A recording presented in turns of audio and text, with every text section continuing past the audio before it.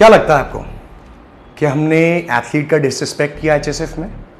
ये बहुत सारे एलिगेशंस हम पे लगाए जा रहे हैं, एथलीट का डिसरिस्पेक्ट किया, डिस्क्वालीफाई किया, ठीक से जज नहीं किया। तो इन सारी चीज़ों के बारे में वैसे तो मैं ज़्यादातर कंट्रोवर्सीज़ में अपना कोई ओपिनियन नहीं रखता हूँ, but since it's about me, HSF, my team and athletes, तो आज मुझे ये क्लैरिफाई करना पड़ेगा और अपने फैक्ट्स आप सभी लोगों के सामने रखने पड़ेंगे। तो सबसे पहले बात करते हैं एथलीट के डिसरिस्पेक्ट की। बहुत सारे वीडियोस आप देख रहे हो इंटरनेट पे ना कि वो एथलीट को डिसरिस्पेक्ट किया जा रहा है या उसको फोर्सफुली ले जाया जा रहा है कहीं।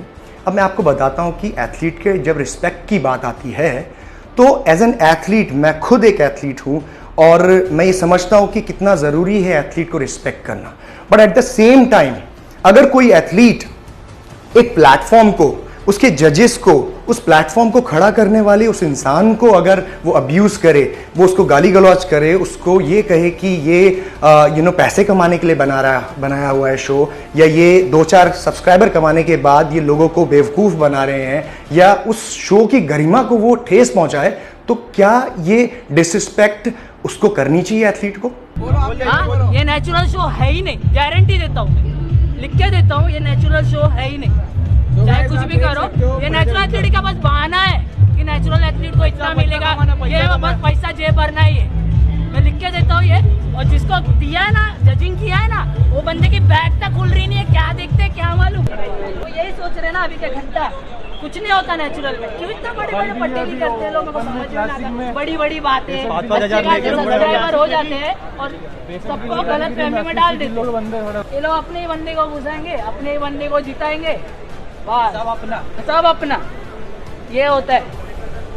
आखिर में ना पैसा बोलता है, पैसा बोलता है, पैसा दिख गया ना तो भाई यही ईमानदारी भाड़ में, ये भरो बस बात करो। क्या ये एक एथलीट की जिम्मेदारी नहीं बनती कि जितना रिस्पेक्ट वो खुद चाहता है उतनी ही रिस्पेक्ट वो दूसरे को दे? एक एथलीट सबसे पहले एक अच्छा इंसान होना चाहिए, उसके बाद एक एथलीट होता है। एथलीट होने का मतलब ये नहीं है कि आप बहुत बुरे इंसान हो लेकिन एथलीट बन गए तो आपके सारे पाप धुल गए। अगर आप गलती करते हो तो आप एक इंसान के तौर पे गलती करते हो, उसके बाद अब एक एथलीट हो। अब रही बात हमारे प्लेटफॉर्म की, इस प्लेटफॉर्म ने इतने सारे नेचुरल एथलीट्स को जो इंडिया के अलग अलग शहरों से आए, उनको एक प्लेटफॉर्म दिया जो कभी भी नहीं था। इस प्लेटफॉर्म को जिसकी सबसे ज्यादा जरूरत थी आप सभी लोगों को, उस प्लेटफॉर्म को आप लोगों ने जब डिसरिस्पेक्ट किया, किसी ने डिसरिस्पेक्ट किया, तो कभी सोचा आपने कि क्या आपको दूसरा पहलू भी जानने की जरूरत थी? आपने सिर्फ उस एथलीट के एक छोटे से वीडियो को देख के आप एक कंक्लूड कर दिया आपने कि ओके एथलीट की डिसरिस्पेक्ट हुई।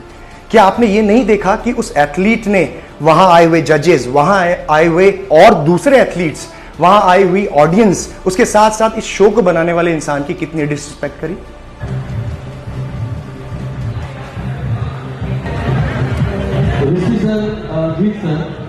चलिए, अगर आप लोग ये आर्गुमेंट देते हैं कि उससे आपने बात क्यों नहीं कही, मैं personally on video, on record है, मैं उस इंसान से मैंने बात करी जिस इंसान की प्रॉब्लम थी, एक्चुअल प्रॉब्लम जिस इंसान की थी, जिसको डिस्क्वालीफाई किया गया था, उसको पर्सनली मैंने 30 मिनट तक समझाया, अपने साथ ठंडे दिमाग से समझा के।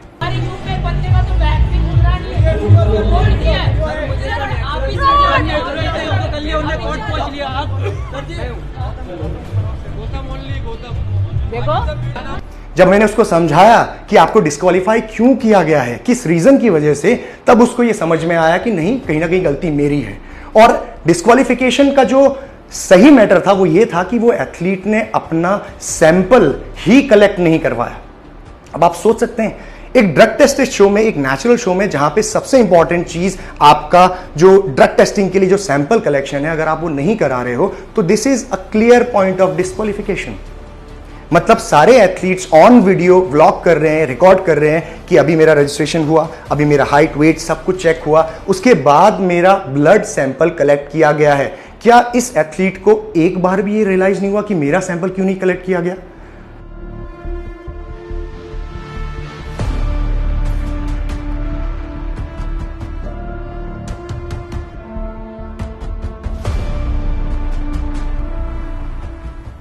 मतलब ये इस चीज को इससे यह समझा जा सकता है कि आप चीट करने के इरादे से आपने सैंपल नहीं दिया, लेकिन फिर भी बेनिफिट ऑफ डाउट देते हुए उस एथलीट को मैंने पर्सनली खुद से बुला के ऊपर ये बोला कि कोई बात नहीं, मैं समझ सकता हूं कि चलिए आप भूल गए होगे, बार बार आपकी ईमेल में ये बताने के बावजूद, फोन पे आपको ये बताने के बावजूद कि 1 तारीख को आपका height, weight, registration, sample collect होगा, ये बावजूद भी आप भूल गए होगे। मैं आपको चलते शो में ये बेनिफिट ऑफ डाउट देते हुए बोलता हूं कि आप कंप्लीट करिए, लेकिन कंसिडरिंग आपका सैंपल हम कलेक्ट करेंगे और उसके बाद जो भी रिजल्ट आएंगे वो आपके उस हिसाब से आपका प्रोसीजर किया जाएगा। लेकिन वो एथलीट इतना समझाने के बावजूद भी नीचे जाके इन्फ्लुएंस होता है, किससे? जिस एथलीट को बाहर निकाला गया। उसने पूरी जनता को इंक्लूडिंग दिस एथलीट सबको प्रोवोक किया, स्टेज में आके न्यूसेंस क्रिएट किया, जजेस को डिसरिस्पेक्ट किया, गाली गलौज करी, इवेंट मैनेजमेंट जो टीम थी उसको गाली गलौज करी, और उसके बाद उस इंसान को एक जो नॉर्मल फंक्शन में होता है उस हिसाब से जो सिक्योरिटी होती है, पीस बनाए रखने के लिए, शांति बनाए रखने के लिए, इस तरीके के न्यूसेंस क्रिएट करने वाले एलिमेंट्स को चुपचाप बाहर लेके जाती है। गौतम ओनली गौतम। देखो भैया कॉर्ड भी लाना चाहिए, चढ़ाएंगे, खिलाने का भी बात करेंगे अभी। आवाज उठा रही भैया। और किसी भी तरह की मारपीट नहीं हुई है। उस इंसान को जो न्यूसेंस क्रिएट कर रहा था उसको पकड़ के बाहर लेके जाया गया है।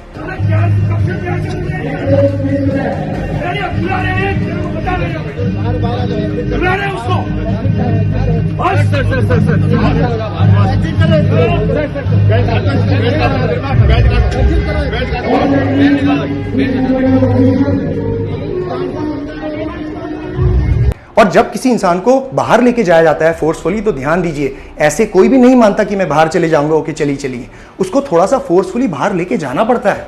और जब ऐसा होता है तो इसका कतई मतलब नहीं है कि उसको मारा या पीटा गया है। वो इंसान बाहर जाके फ्रेश दूसरे वीडियो में कुछ बोल रहा है जो बिल्कुल ही अलग बात, यानी कि उसको मारा या पीटा, ऐसा बिल्कुल भी नहीं हुआ है पूरे शो में। ये मैं आपको बता रहा हूं, ठीक है। दूसरी चीज, जब डिस्क्वालिफिकेशन की हम बात कर रहे हैं तो इतना रिटेलिएशन क्यों हो रहा है आपको पता है? क्योंकि ये रिटेलिएशन उन लोगों की वजह से हो रहा है जिनको ये डर है कि कहीं हमारा नाम जो हमारी गैलरी ऑफ शेम है वेबसाइट उसमें ना आ जाए। इतना ज्यादा रिटेलिएशन। मुझे पता था कि एक नेचुरल शो हम खड़ा करने जा रहे हैं जिसमें बहुत सारे लोग परेशान होंगे, बहुत सारे लोग इस चीज को रोकना चाहेंगे, और मुझे पता था कि बहुत सारे ऐसे लोग होंगे जो नहीं चाहते कि ये शो बढ़े, क्योंकि वो नहीं चाहते, उनको कोई फर्क नहीं पड़ता कि आपका करियर बने, बर्बाद हो या कुछ भी हो।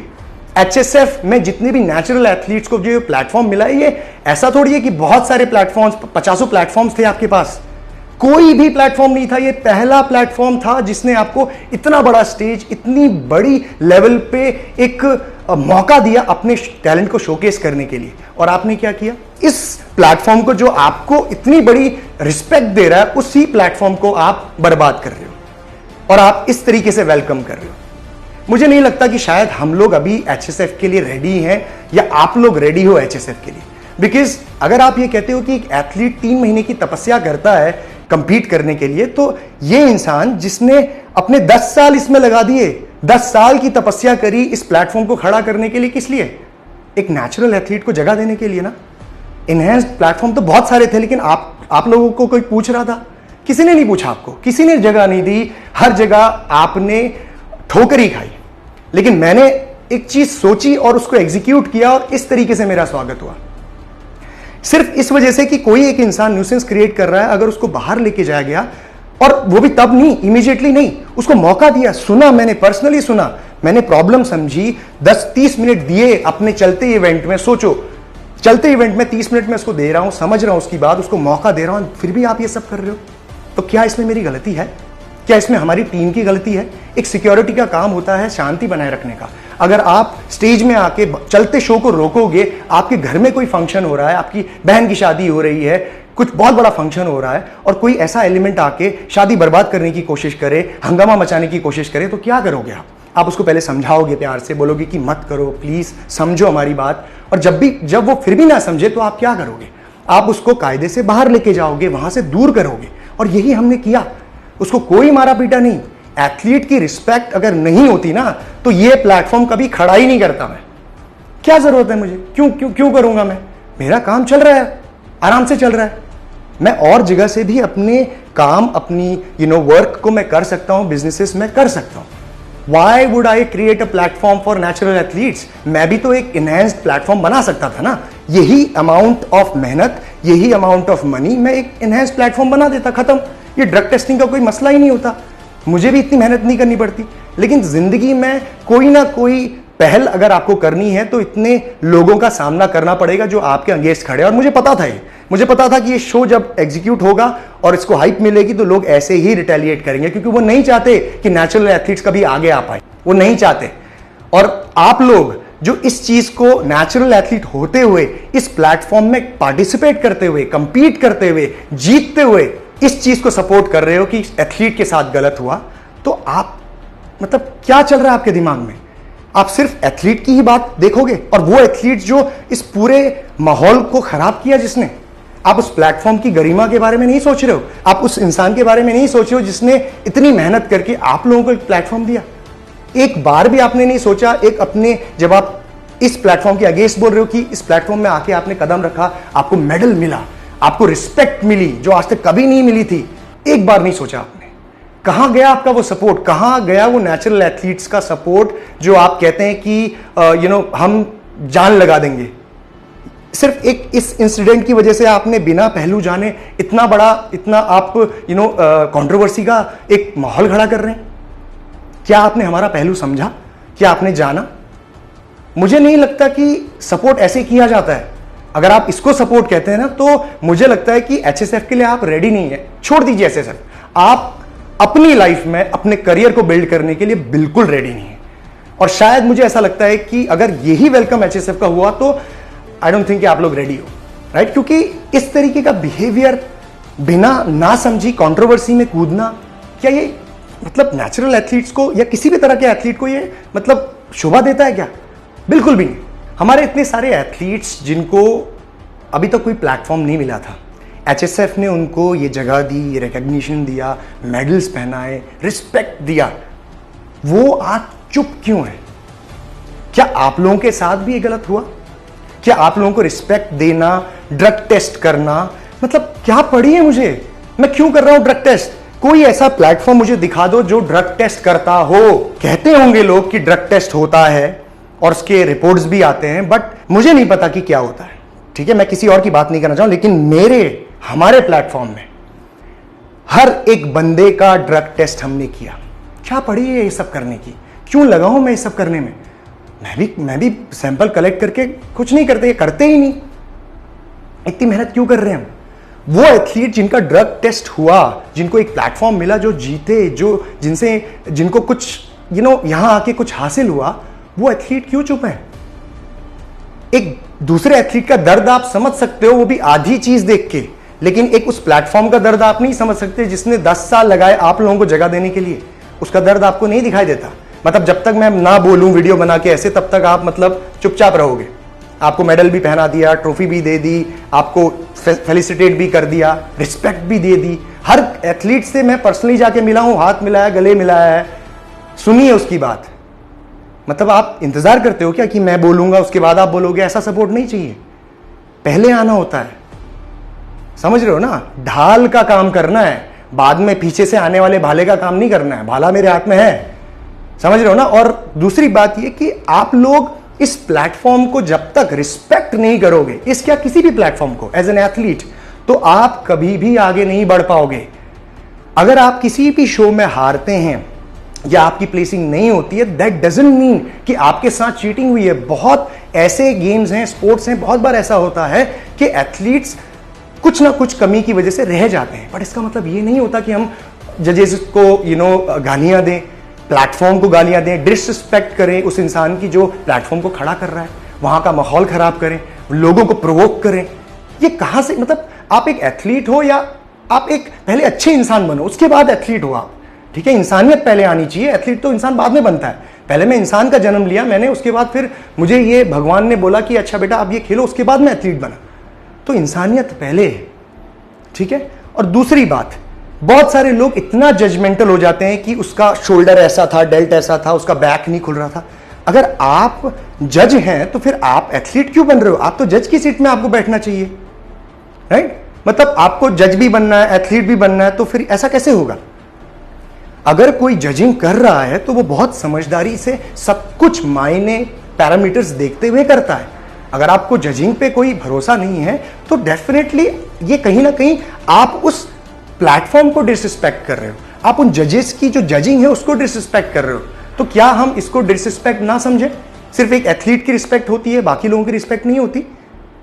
आपने जो वहां पे टीम को जितना परेशान किया है, लोगों को प्रोवोक किया, वहां आने वाले लोगों का जो आपने ऑडियंस का जो डिसरिस्पेक्ट किया, वो कहां जाएगा?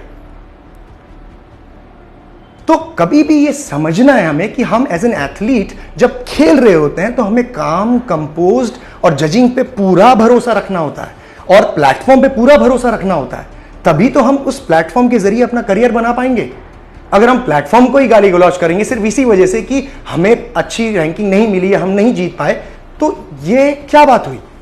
मैं स्टेज में जब लोगों को फेलिसिटेट कर रहा हूं, विनर्स को जीत मेडल्स पहना रहा हूं, तो जो सेकंड थर्ड नंबर पे लोग आके मुझे बोल रहे हैं कि सर मुझे वो वाले उसमें आपने जजिंग अच्छे से नहीं हुई। I mean this is how you would react. एक इतने बड़े प्लेटफॉर्म के शो में खड़े होके उस इंसान से जिससे आप मेडल ले रहे हो उसको आप ये बोलोगे कि मेरे को वो जजिंग अच्छी नहीं लगी? मतलब आप एक एथलीट हो या आप खुद एक जज हो? I don't understand this. सबको महेंद्र सिंह धोनी बनना है, सबको सचिन तेंदुलकर बनना है, लेकिन उनकी वो खूबियां नहीं सीखनी है। कामनेस, कंपोज, जजेस को रिस्पेक्ट करना, प्लेटफॉर्म को रिस्पेक्ट करना। कभी देखा है महेंद्र सिंह धोनी को जजेस के सामने बल्ला घुमाते हुए, हंगामा काटते हुए? समझो, एक अच्छा एथलीट बनने का मतलब होता है अपने आप को संयम में रखना, अपने आप को, भले ही आपको किसी जजिंग से आपको नहीं आप सेटिस्फाई हो, लेकिन इट्स ऑलराइट, और मेहनत करके आओ, अपने आप को एक्स्ट्राऑर्डिनरी बनाओ और अपने आप को प्रूफ करो। अब बात करते हैं हम रिपोर्ट्स की। बहुत सारे एथलीट्स ये बोल रहे हैं कि हमें उसका रिपोर्ट दिखाओ, वो नेचुरल नहीं लग रहा, वो एनहेंस लग रहा है, वो बहुत ड्राई है और पता नहीं क्या क्या। जब आपने HSF में रजिस्टर किया था तो एक टर्म्स एंड कंडीशन का पेज आता है, उसको पढ़ना पड़ता है। तब जब आप रीड करते हो ना, I read this term and condition policies, drug testing policies, तो इसका मतलब है आप एग्री करते हो जो उसमें लिखा हुआ है। और उसमें लिखा हुआ है कि all the reports will be confidential. हम अगर ऐसे ही रिपोर्ट बांटते रहेंगे तो आप तो कहोगे नहीं उसका दिखाओ, नहीं उसका दिखाओ। क्या यही काम करते रहेंगे? हम रिपोर्ट्स दिखाते रहेंगे? हमारी एक ड्रग टेस्टिंग पॉलिसी है जिसको हम मेक श्योर कर रहे हैं कि वो एक्यूरेट हो, सही हो। इसका मतलब ये नहीं है कि आप जब डिमांड करोगे एज एन एथलीट तो आपके लिए प्लेटफॉर्म हाजिर होगा रिपोर्ट के साथ। This is not the way things work. समझिए इस चीज को। और एज एन एथलीट आप इतने एजुकेटेड होने चाहिए, पढ़े लिखे होने चाहिए कि कोई भी फॉर्म साइन करने से पहले, कहीं सिग्नेचर करने से पहले, अग्री करने से पहले, रजिस्टर करने से पहले आपको पूरा फॉर्म पढ़ना पड़ता है। और ऐसा नहीं है कि किसी ने आपको दबाव में फॉर्म साइन करवाए हैं। हमारी टीम दिन रात जितने भी कॉल आए सबको ये बोला गया कि पहले आप terms and condition go through कर लेना, ड्रग टेस्टिंग पॉलिसीज पढ़ लेना, उसके बाद ही आप रजिस्टर कराना। कोई ऐसा बोलता है कहीं? कहीं फोन पे आपको इतना एंटरटेन किया जाता है? कहीं पे भी नहीं। ये सारी चीजें बताने के बावजूद, टर्म्स एंड कंडीशन में लिखा होने के बावजूद, अगर आप शो के दिन आके डिस्क्वालीफाई होने के बाद अगर ये हंगामा करते हो तो आई एम प्रीटी श्योर कि आपको कहीं ना कहीं कुछ ना कुछ बदलाव अपने अंदर लाने होंगे। क्योंकि ये फिर वही बात होगी कि मैंने तो पढ़ा ही नहीं था, मैंने तो देखा ही नहीं था, फिर तो बात ही खत्म हो गई, आर्ग्यूमेंट ही खत्म हो गया, राइट? तो आपको खुद से एजुकेट होना होगा कि कहीं पे भी सिग्नेचर करते हुए, कहीं पे भी कोई भी चीज को अग्री करते हुए उससे पहले पढ़ना पड़ता है। इसीलिए मैं कहता हूं पढ़ो, पढ़ाई उड़ाई करो, थोड़ा सा इन्वेस्ट करो इसमें टाइम अपना, उसके बाद कोई फैसले लो। सो रिपोर्ट्स कॉन्फिडेंशियल रहेंगी, टेस्टिंग मेथड हमारा कॉन्फिडेंशियल है। Do not try to challenge this. If someone tries to challenge this, we are ready, legally you can go ahead, ठीक है? हम कोर्ट में जो करना होगा हम देख लेंगे, but you can not defame a platform just on the basis कि वो रिपोर्ट आपको सबमिट नहीं कर रहा है, दिखा नहीं रहा। हमने कभी नहीं कहा था कि हम आपको रिपोर्ट दिखाएंगे। कब कहा? किसने कहा आपसे कि HSF के जो ब्लड रिपोर्ट्स होंगे या फिर जो डोप टेस्टिंग रिपोर्ट्स होंगे वो आपको दिखाए जाएंगे? We never said this, we been clear since the beginning. आज भी वो चीजें मेंशन है वेबसाइट में और कल पहले भी थी। तो ये दिमाग से अपने निकाल दो और ये गलत फहमियां फैलाना बंद कर दो इंटरनेट पे, please, right? Understand this. And lastly एक बात यहां पे समझो आप सब लोग कान खोल के कि ये जो चीज हमने करी या करने की कोशिश कर रहे हैं, ये दुनिया में कभी नहीं हुआ है पहले, ये पहली बार हुआ है। तो जब पहली बार कोई चीज होती है तो इस तरीके से बहुत सारी मैनेजमेंट में कुछ ना कुछ कमियां रहती हैं। थोड़ा शो डिले होता है, थोड़ा मैनेजमेंट में किसी को शिकायत होती है, बट दैट डजंट मीन कि हम गलत इंटेंशन से कर रहे हैं सब। मेरा इंसान होते हुए मेरे जो अंदर जो भगवान है, जो भोलेनाथ है, मुझे पता है कि मैं एक राइट इंटेंशन से कर रहा हूं ये सब। मेरा अंदर जो है ना वो सच्चाई बसी हुई है, मैं सच की तरह से सच के लिए ये सब कर रहा हूं, नहीं तो कोई फर्क नहीं पड़ता, मुझे ये सब नहीं करता। मैं इंटेंशन राइट है मेरा, मुझे पता है, और राइट इंटेंशन से मैं ये कर रहा हूं, ठीक है। तो पहली बार जो चीज कोई कर रहा है राइट इंटेंशन से, उसको आपको सपोर्ट करना चाहिए। ये इस तरीके के न्यूसेंस क्रिएट करके, इस तरीके की कंट्रोवर्सी क्रिएट करके हमें कुछ हासिल नहीं होगा। हम एक बहुत खूबसूरत अच्छा प्लेटफॉर्म खो देंगे, कोई नहीं आएगा उसके बाद। अब यहीं रहोगे जैसे थे अपने घरों में, सोचते रहोगे कि मुझे अपना करियर बिल्ड करना है, मुझे ये करना है, वो करना है, कोई नहीं आएगा अगर ये इंसान आपने खो दिया, ये प्लेटफॉर्म खो दिया तो इसीलिए मैं कह रहा हूं कि अगर आपको ये सारे पॉइंट सुनने के बाद भी अगर आपको नहीं समझ में आता, तो फिर मुझे नहीं लगता कि आपको भोलेनाथ भी ऊपर से समझा सकते हैं। अगर मेरी इंटेंशन आपको अभी भी समझ में नहीं आती तो मैं इससे ज़्यादा कुछ नहीं कहूंगा। अब इसके बाद जितने भी लोग हैं जो भी बात करना चाहते हैं आधा अधूरा वीडियो देख के या व्हाटएवर, मेरा ये लास्ट वीडियो है और मैं आप सभी लोगों को ये बताना चाहूंगा कि एज अ प्लेटफॉर्म जो दुनिया में पहली बार हुआ है उसको सपोर्ट करो। अगर आप सपोर्ट नहीं कर सकते हो ना तो अगेंस्ट भी मत खड़े हो, सिर्फ एक पहलू जान के, दोनों पहलू जानो, उसके बाद रिएक्ट करो समझदार इंसान की तरह, ठीक है। इतना इंपेशेंस सही नहीं होता किसी भी काम के लिए, कामनेस लेके आओ, ठीक है। तो एज अ कंक्लूजन यही कहूंगा कि अपना ध्यान रखो। HSF एक बहुत अच्छा प्लेटफॉर्म है और ये तभी ग्रो करेगा जब as an athlete, as a natural athlete आप लोग राइट स्टेट ऑफ माइंड में आएंगे। डू नॉट थिंक कि वो मुझसे बेटर है तो उसने रॉइड्स लिए हुए हैं। आप लैब है आपके पास, आप क्या डॉक्टर हैं, आपने लैब रिपोर्ट आपने चेक किया है क्या? जब टेस्ट रिजल्ट साइंटिफिकली किसी को नेगेटिव बोल रहे हैं तो आप कैसे कह सकते हो कि उसका डेल्ट गोल है तो वो रॉइड्स में है, उसका एब सेक्शन अच्छा है वो ड्राई है? यू नेवर नो कि उस इंसान ने कितना हार्ड वर्क किया, वो वहां कैसे पहुंचा, उसने कितना पढ़ा, कितना सीखा, कितना ट्रेन किया, क्या उसके जेनेटिक्स हैं। मैं कितने बार बोलूंगा आप लोगों से ये सब, इससे अभी पिछले वीडियो में मैंने बोला था ये सारा कुछ। एक इंसान 50 तरीके होते हैं एक्सरसाइज को लगाने के, डाइट में क्या फॉलो करना है, जेनेटिक कैसा है, बहुत सारी चीजें होती हैं। तो do not throw allegations to anyone कि वो रॉइड्स में जस्ट बिकॉज उसकी आपसे अच्छी बॉडी है, ऐसा नहीं होता है, ठीक है। तो समझो ये ड्रग टेस्टेड प्लेटफॉर्म है, इसमें टेस्ट की बेसिस पे हम चलेंगे, रिजल्ट्स की बेसिस में हम चलेंगे और इसकी मर्यादा, इसकी गरिमा, इसकी इंटीग्रिटी हम मेंटेन कर। कोई कुछ भी बोले, मुझे पता है, अंदर से मुझे पता है कि मैं क्या कर रहा हूं, ठीक है, खत्म हो गई बात। वो भोलेनाथ को पता है, बस इसके आगे अब कुछ ना कहूंगा मैं, और कुछ आपको जो करना है, जो सोचना है आप सोचो, ठीक है। This is my last words. Take care, bye.